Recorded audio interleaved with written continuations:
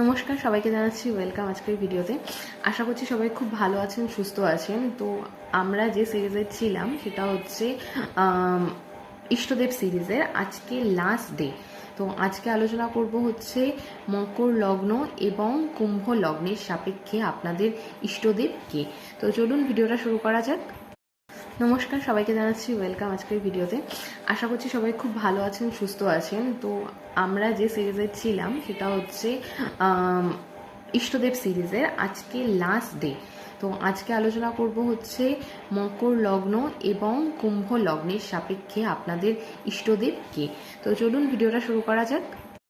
নমস্কার, সবাইকে জানাচ্ছি ওয়েলকাম আজকের ভিডিওতে। আশা করছি সবাই খুব ভালো আছেন, সুস্থ আছেন। তো আমরা যে সিরিজে ছিলাম সেটা হচ্ছে ইষ্টদেব সিরিজের আজকে লাস্ট ডে। তো আজকে আলোচনা করব হচ্ছে মকর লগ্ন এবং কুম্ভ লগ্নের সাপেক্ষে আপনাদের ইষ্টদেব কে। তো চলুন ভিডিওটা শুরু করা যাক। তো মকর লগ্ন সাপেক্ষে আপনাদের পঞ্চম ঘর পড়ে যাচ্ছে কিন্তু বৃষ রাশি, এবং যাদের হচ্ছে কুম্ভ লগ্নের সাপেক্ষে আপনাদের পঞ্চম ঘর হচ্ছে মিথুন রাশি।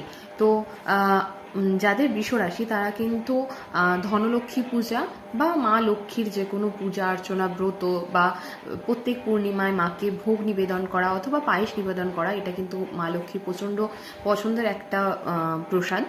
আর যাদের হচ্ছে কুম্ভ লগ্ন তাদের যেহেতু পঞ্চম ঘর পড়ছে মিথুন রাশি, আর এবং আমরা যত জানি যে পঞ্চম ঘর থেকে আমরা ইষ্টদেবকে দেখে থাকি।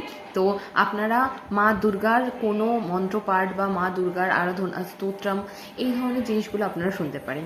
তো আপনারা কমেন্টে জানাবেন যে নতুন কোন সিরিজে আপনারা ভিডিও দেখতে চান।